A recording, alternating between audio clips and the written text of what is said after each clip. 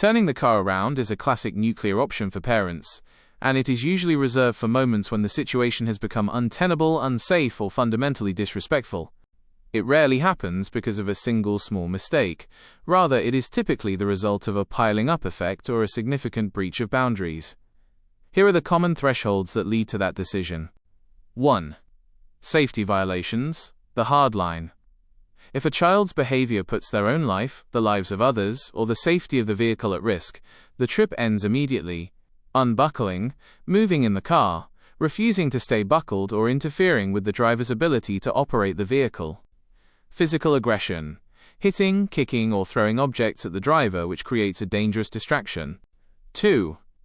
Escalating disrespect or defiance. There is a difference between a child being grumpy and a child being abusive. The car gets turned around when the behavior shifts from difficult to hostile. Persistent verbal abuse, using aggressive language, swearing, or personal insults toward parents or siblings. Total refusal to comply with basic rules. If a parent has set a clear expectation for a public outing, e.g., we are going to the store but you must stay with me, and the child actively fights that rule before even arriving, the parent may decide they cannot manage the child in a public setting. 3. The power struggle threshold. Sometimes, a child is so determined to engage in a power struggle, screaming, non-stop talking over the parent, or deliberately doing the opposite of instructions, that the parent realizes the entire outing will be miserable. Public embarrassment or disruption. If a parent knows that a child is currently in a mood that will lead to a scene in a store, restaurant, or social event, they turn around to preserve their sanity and the peace of others. 4.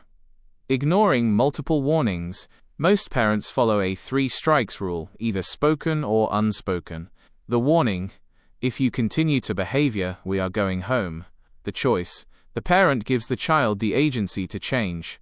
The follow-through, if the child chooses to continue the behavior despite the clear stated consequence, the parent turns the car around.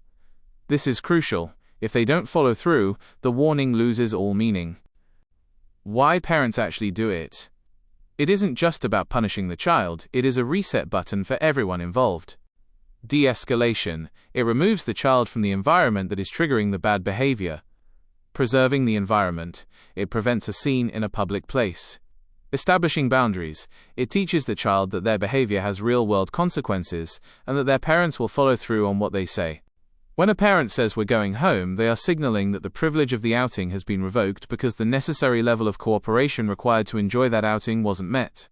Is this something you've been thinking about in the context of a specific situation, or were you just curious about the boundary lines of parenting?